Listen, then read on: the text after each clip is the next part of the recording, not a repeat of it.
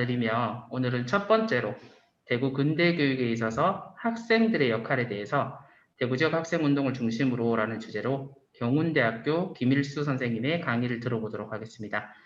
김일수 선생님께서는 주로 대구 지역의 계몽운동, 노동운동, 그리고 학생운동에 대해 많은 관심을 가지고 연구를 진행해 오셨습니다.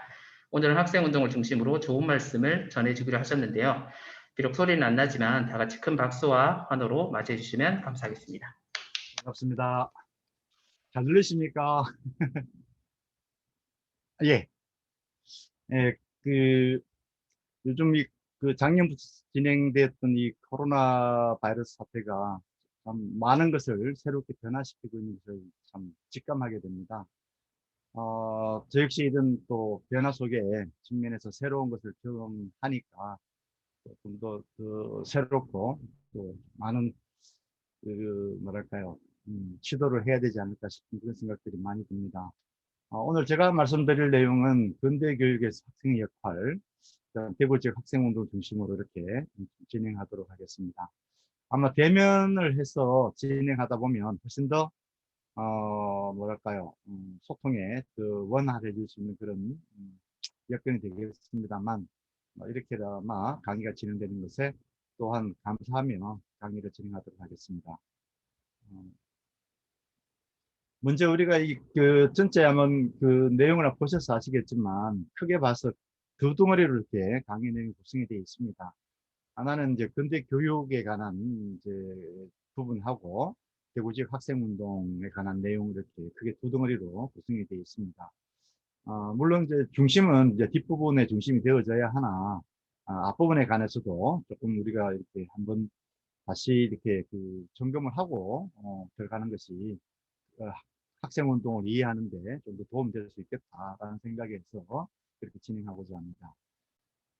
학생운동, 우리가 이렇게 얘기할 때 가장 기본적인 어떤 전제는 근대라고 하는 부분이 깔려져야 될 것 같습니다. 우리 중세 시기에 학생운동 다루는 것은 아니니까요. 근대 시기에 그러면 이 학생운동이 있기 위해서는 역시 또 근대 교육이라고 하는 것에 대한 이해가 동시에 또 필요한 측면이 있으리라 생각이 듭니다. 그래서 근대 교육이 시작되는 이제 최초의 모습들은 1883년부터 진행이 됩니다. 우리가 지금 가만히 생각해 보면 굉장히 이른 시기죠. 1883년이면 1876년에 우리가 개항을 하고 그 근대의 시작이라고 보는 것이니까요. 그로부터 그리고 10년 되지 않은 상태에서 근대의 최초의 모습들이, 학교의 모습들이 나타난다고 하는 것. 그래서 그것도 함경도에서 원산학사가 먼저 등장을 하죠. 원산 상해소가 신지식을 가르칠 교육기관으로 설립을 하게 됩니다. 크게 봐서 문예반과 무예반으로 구분해서 근대 교육과정을 가르쳤다라고 하죠. 동시에 이제 그 동문학사, 이게 나중에 유경학원으로 바뀌게 되고, 또 유경공원을 나중에 근대식 교육의 최초라고 이렇게 평가하기도 하죠. 외국 교육을 중심으로 운영했고 최초의 관리학교라고 이렇게 보게 됩니다. 그 다음에 이제 그 외국인 학교가 설립되게 되는데 1885년이죠. 바로 배제학당입니다. 아펜젤러가 설립한 우리나라 최초 외국인 설립의 교육기관이라 할 수 있겠고, 중등 교육과정을 가르치게 되죠. 고종임금은 이 학교에 이제 배제학당이라는 교명과 현판을 내리게 되고, 여기에서의 그 교육 목적은 기독교인 양성과 근대 인재 양성을 목적으로 해서 성경, 영어, 인문사회, 자연과학 등 근대 교육 과정을 구성하고 있었죠. 또 하나 중요한 것은 이제 이화학당이죠. 1886년에 세워진 우리나라 최초의 이화학교임을 우리가 너무나 잘 알고 있죠. 이 학교는 초, 중, 고등 교육과정으로 구성이 되어 있죠. 이게 이제 더 나은 조선인으로 양성하는 것을 목표로 하고 있었고, 학교명은 이제 1887년 2월 고종이 외화문을 통해서 내리고 현판도 내리게 됩니다. 그때 이화의 뜻은 벽꽃같이 순결하고 아름다우며 향기로운 열매를 맺어라 라는 그런 뜻이죠. 특히 이 벽꽃은 대한제국을 상징하는 그런 꽃이기도 하죠. 배지학당과 이화학당의 모습입니다. 그런데 우리가 이제 본격적으로 우리 자주에 의해서 이루어지는 근대 교육 개혁은 가보 개혁을 통해서 이루어지게 되게 됩니다. 그래서 1894년 정부가 주도해서 교과서를 편찬하고 또 교원을 양성하는 그런 목적을 세우게 되죠. 뿐만 아니라 이 초등, 중등, 고등으로 연계되는 학제를 마련하고 또 학교도 외국어, 전문, 특수교육으로 구분해서 운영하는 그런 이제 제도를 갖추게 됐죠. 특히 1895년 고종은 교육 입국 조서를 발표하게 됩니다. 그래서 근대 교육의 중요성을 표명하게 되죠. 핵심은 부강하고 독립된 나라는 모두 인민의 지식이 계명하였고 지식의 계명은 교육의 선미로 되었으니 교육은 실로 국가를 보존하는 근본이라라는 그런 조서를 발표하게 됩니다. 여기에서 이제 구학문과 신학문을 비교하게 되는데 구학문을 옛사람들의 찌꺼기를 줍는 것이라 비판을 하게 됩니다. 그러니까 새로운 근대를 구성하기 위해서는 새로운 교육이 필요하다는 것을 강조하면서 교육의 3대 강령을 발표하게 되는데 하나는 덕양이고 또 하나는 체양이고 또 하나는 지양, 이렇게 3대 교육과정이 발표됩니다. 이 교육 입국 조서가 발표된 이후에 관리 및 사립학교 설립이 크게 증가하는데 주목해 볼 것은 대구와 관련해서는 1899년 4월 대한제국 칙령 제11호로 대구에 달성학교가 설립되게 되죠. 대한제국 시기를 좀 넘어오게 되면 대한제국 시기의 그 변혁 운동은 크게 두 방향이 있죠. 하나는 계몽운동, 또 하나는 의병운동입니다.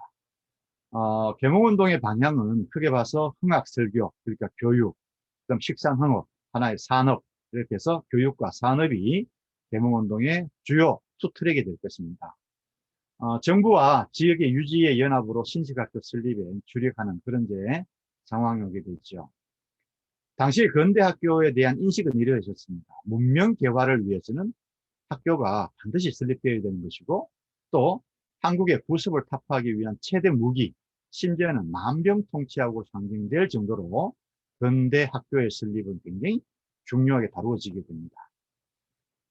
이 당시 대구에서도 마찬가지로 대구 광운사라고 하는 계몽운동 단체가 그 속에 있던 김호규 등이 경북 관찰사 이건을 통해서 확보해 올린 이제 보고서가 있었죠.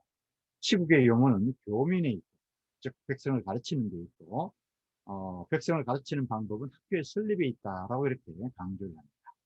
그리하여 대구에서는 협성학교, 그 다음에 외군에 세운 개성학교가 바로 1906년에 설립이 되게 됐죠. 한 해 띄어서 1907년에는 대구 수창학교가 설립이 됩니다. 특히 수창학교가 설립될 때 그 취지를 보면 구학 없이는 신학을 교육할 수 없다. 이런 내용이 들어가게 되는데요. 앞서 봤던 내용들에 있어서는 근대 교육을 강조하면서도 이 그 계몽운동기의 근대 교육의 핵심 중에 하나, 중요하게 봐야 될 것 중에 하나는 구본신참, 그다음 신구절충론이라고 하는 논리입니다. 그러니까 이 뭐 기교라든가 기술에 관한 부분들은 분명히 서양의 것을 배워야 되지만 덕육에 관한 부분들, 인간성에 관한 문제들은 전통성에서 찾고자 하는 이런 신구절충론, 그리고 또 대한제국의 계획 방향의 핵심 내용인 구본신창과 결합하는 그런 방식으로 좀 진행이 되게 되죠. 대구 강문사 사장 김광재도 마찬가지로 이제 이 학교 설립을 강조합니다. 뭐 구화 학교의 필요와 구화가 위패라고 하는 글을 통해서 국가를 보존하려거든 학교를 광설하고 교육을 확장해야 된다. 또 실업에 종사해서 유식의 폐를 없게 하려거든 각 집의 청년들을 몰수히 학교로 근입하게 해야 된다. 또 인생 8세 이상 남녀를 모두 소학교로 보내야 된다. 그래서 국민에게 교육이 소중한 줄을 알아야 된다. 이런 내용을 발표하게 됐죠. 여기 맞추어서 전국적으로 약 3천여 개의 학교와 2천여 개의 학교 인가가 청원이 되는 그야말로 학교 설립이 폭발적으로 늘어나는 그런 상황이 오게 됩니다. 무엇을 가르칠 것인가. 대구 강문사를 통해서 보면 교육은 지, 덕, 체, 즉 삼육함양에 중점을 두게 됩니다. 하지만 앞서 봤던 것처럼 덕육의 경우는 부족한 것을 판단해서 전통적인 사스의 심성론과 인의예지 등을 침략해서 구성하려고 하는 그 특징을 보이게 돼요. 또 체육에서는 체조를 근대교육의 기초로 판단해서 체조를 아주 강조합니다. 뭐 지금은 제가 학교를 안 다니니 뭐 체조의 중요성을 인정하는지 잘 모르겠습니다만, 뭐 제가 다녔던 학교, 초등학교, 중학교, 고등학교 따지면 이 체조는 뭐 80년대 이후까지도 굉장히 중요하게 다루었던 요소들이죠. 뭐 지금도 뭐 유튜브 들어가면 국민체조 이렇게 누르면 많은 영상들이 떠오르듯이 체조는 근대 교육에서 굉장히 강조하는 측면이 있습니다. 그래서 강연한 신체를 통해서 외세에 맞설 수 있는 용맹한 전사를 길러내는 것이 당시 계몽운동기에 교육의 최대 목표로 자리 잡았던 것으로 파악할 수 있습니다.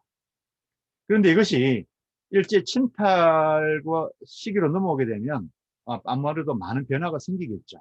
첫째, 통감부 시기를 보면 1906년 8월 보통학교령이 발표가 되어지는데 여기에서 가장 핵심적인 부분들은 식민지 보통교육이라는 측면, 또 보통교육에서는 중요하게도 이 빨간 글자가 칠해진 것처럼 국민교육은 배제하고 근로를 비롯한 근대 규율을 강조해서 식민지 교육, 식민지 국민을 양성하는 방향으로 초점이 잡혀지게 됩니다. 특히 또 교육도 나중에 일제 시기도 마찬가지겠지만 이 초등교육에 집중하려고 하는 식민지 교육 정책, 그리고 식민지 교육 정책의 목표는 국민교육이 아니라 근로를 비롯한 근대 교육을 강조해서 일제의 침탈에 뭐랄까요, 저항적이지 않는 또 순응해 가는 국민들을 양성하고자 하는 그런 특징들을 보여주겠죠. 1908년 8월에는 사립학교령이 이제 발표되어지는데, 앞서 봤었던 것처럼 대한제국의 계몽운동 시기에는 이 사립학교가 폭발적으로 늘어나는 것은 전국적인 현상들이고, 거기에서 많은 한국의 청년들이 근대교육을 배우면서 한국의 근대화 방향에 대해서도 고민하게 될 텐데, 이것을 이제 통제하고 방해하고자 하는 그런 이제 방침이 정해지죠. 그래서 이 검정 규정을 마련하는 게 교과서에 대해서 검정 규정을 마련하고, 검정 규정의 주요 내용들은 한일 두 나라의 친교를 저해하거나 비방하는 것을 방지하고자 하는, 뭐 일본 입장에서 봤을 때 편협한 애국심을 고취하는 것을 방지하고자 하는, 또 배일 사상을 고취하거나 사회주의나 사회평등을 해치는 내용들, 뭐 이런 내용들을 로서 검정 내용으로 채워지게 됩니다. 그리고 일요독본을 편찬을 하고, 또 일본인 교사가 조선인 사립학교에 대거 배치되어지는 방식으로 운영하려고 하는 그런 특징들을 보여주게 되죠. 일제 강점기로 넘어 들어오게 되면 아시는 것처럼 조선 교육령을 통해서 식민지 교육을 이제 펼쳐나가게 됩니다. 그런데 조선 교육령은 단지 교육에 그치는 것이 아니라 일제가 조선을 어떻게 통치하고 운영할 것인가 하는 식민지 지배정책의 근간에 해당되는 내용들이 사실은 조선 교육령을 통해서 발표되어진다라고 할 수도 있겠습니다. 조선 교육령의 이제 핵심은 우리가 잘 알고 있는 것처럼 한국 시민의 양성에 있게 되죠. 그래서 1차 조선 교육령이 1911년 8월부터 22년 2월까지 펼쳐지게 되는데, 총량한 식민의 양성, 시세와 민도에 맞는 교육, 이것이 핵심이 되겠죠. 해서 일왕과 제국에 충성하고 순종하는 사람을 키워내는 것, 그게 핵심이라 볼 수 있겠습니다. 그것은 총독 데라우치 마사다케의 입장에서도 잘 나타났는데요. 일본인 자제에게는 학술과 기계의 교육을 받게 하고, 조선인 자제에게는 덕성의 함양과 근검 훈영을 통해서 청량한 국민을 양성하는 것에 있다. 그러니까 말 그대로 동화 정책을 펼치면서도 실제적으로는 이 민족 차별 정책을 구현하는 것이 1910년대와 20년대의 특징이거든요. 그 특징들이 바로 이 교육청 속에서도 그대로 나타나고 있다는 것을 이제 확인할 수가 있죠. 그래서 일자 조선 교육령은 한국의 신민과 시립 교육을 위한 교육령이다라고 이렇게 정의할 수 있겠습니다. 3.1운동 이후에 2차 조선 교육령이 이제 발표되어지는데 여기서 핵심은 내성공학과 중거주의, 즉 중거주의라 하면 일본 교육이 조선 교육의 기준에 해당된다라고 하는 내용들이죠. 3차 조선교육령은 이제 전시체제기, 중일전쟁 이후부터 태평양 전쟁기까지에 걸쳐서 일제가 패망할 때까지, 물론 4차는 따로 있습니다만 전시체제기에 펼쳐지는 그 상황에서 교육령이 발표되죠. 국채명징, 내선일체, 인고단련을 강조하는 그런 교육령이 나오게 됩니다. 여기서 주요 목적은 이제 나중에 나오겠지만 조선 학생을 병력 자원의 텃밭으로 삼고 지원병 제도를 받침하려고 했던 그런 목적을 가지게 됩니다. 그에 따라서 1938년 2월에 조선 육군 특별 지원병 제도가 마련되고 43년에는 조선 학도 지원병 제도, 44년에는 징병제가 추진되는 그런 이제 근간이 되기도 하죠. 41년에는 이제 국민학교 제도가 실시되게 됩니다. 내선 여체의 내실이 갖추어져 의무교육을 통해서 일부 전진하는 것이라고 강조하는, 즉 국민학교는 그 나치 독일의 전체주의 교육을 상징했던 폴커스 슐레스 따왔던 것이죠. 이게 이제 96년 3월 1일에 이제 초등학교 명칭이 변경되는 것은 우리가 잘 알고 있습니다. 그리고 45년 5월에는 전시교육령이 이제 발표가 되는데요. 이것은 학교를 병영화하는 것입니다. 그래서 모든 학교 교육은 이제 그 군수 생산 쪽으로 또 전쟁에 필요한 자원을 마련하는 것에 초점이 잡혀지게 되게 됩니다. 이런 이제 제도적인 틀 속에서 식민지 교육은 이제 교과서를 통해서 우리 확인할 수 있을 텐데, 식민지 교육에서 교과서는 철저히 통제되는 방식이죠. 그래서 총독부가 직접 펴낸 국정 교과서를 통해서 많이 이제 내 교육의 내용이 편성되게 될 뿐입니다. 학교 교육에서 가장 중요한 것은 이제 수신이죠. 수신이라 하면 선량한 조선인을 만드는 것들입니다. 그래서 일왕을 받들고 인종의 일제에 순종하는 태도를 기르면서 국가주의와 중의사상의 몸을 익히게 하는 그런 방식이 되겠죠. 이것이 가진 가장 큰 이제 악영향은 이제 천황제 사상의 뼈대를 구성하고 있다라고 하는 것이겠죠. 거기에 동아주의가 이제 추가되어지고, 또 한편으로는 이제 이 성차별이 뿌리 내리게 하는 중요한 역할을 하게 됩니다. 또 식민지 교육에서 또 하나의 이제 정점은 바로 이제 규율인데요. 학교의 규율입니다. 최근에도 뭐 이렇게 학교 규율을 가지고 이렇게 논란이 돼서 뭐 언론에 이렇게 보도되는 경우들을 이제 종종 보게 되는데요. 이 학교 규율이라고 하는 것의 정점은 조회에 있었습니다. 조회는 이제 매일 아침 전교생을 대상으로 교정이나 적당한 장소에 집합시켜서 명령과 복종 이런 훈련을 통일적으로 행하는 활동들이죠. 이 규율을 통해서는 복장 검사라든가 자세 훈련, 교원에 대한 인사, 심호 훈련, 5분 체조, 학교장의 분화, 검열 등을 통해 위해서 실시했던 것들입니다.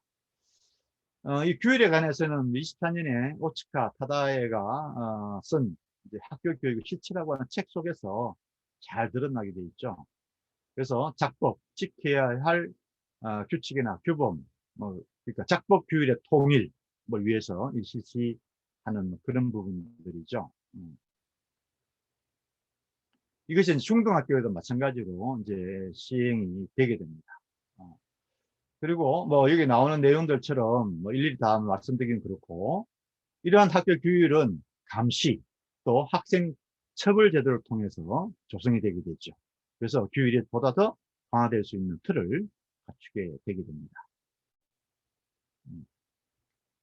그 다음에 요런 내용들과 좀 다르게 우리가 이제 근대 교육을 통해서 좀 중요하게 봐야 될 부분이 있다라는 생각에서 하나의 사례를 좀 들어볼까 합니다. 바로 운동회라고 하는 것인데요. 특히 이 대한제국 시기의 근대 교육을 통해서 이 운동회 굉장히 강조되죠. 물론 일제 시기에도 마찬가지였고 한국 현대 교육에서도 마찬가지로 이 특히 초등학교에서의 운동회를 굉장히 중요하게 다루었던 내용들인데 특히 이제 근대 시기에 초기 시기의 운동회가 어떻게 작동하는지를 좀 살펴보고자 합니다. 운동회가 탄생하게 되는 데는 지덕체의 함양, 특히 그 세계 열강과의 경쟁에서 이기기 위해서 튼튼하고 건강한 신체를 기르어야 한다는 목적에서 이 운동회가 작동되게 됩니다. 아시다시피 그 근대 계몽운동기의 주요 논리 중에 하나가 사회진화론이지 않습니까? 진화론의 가장 핵심 논리들은 우성열퇴, 약육강식입니다. 아, 요즘 많이 이야기되는 성자 독식의 그런 특징들을 갖죠. 그러니까 지지 않기 위해서, 이기기 위해서 갖춰야 될 가장 큰 덕목은 바로 신체입니다. 이 신체를 키우기 위해서는 역시 이제 운동이라고 하는 것이 필요하다는 것이죠. 그래서 이 운동회가 굉장히 강요되게 되죠. 그래서 근대 계몽기 운동회는 애국사상으로 무장한 주체를 형성하고 또 청년을 군대 정신을 훈련시켜서 애국하는 사상을 고동하게 해서 후일에 세계 여국과 동등한 경쟁을 하기 위한 이런 것들이 바로 운동회가 추구한 이상들입니다. 그래서 운동회는 대한제국 시기에 국가 의례를 통해서 보편화되어지게 됩니다.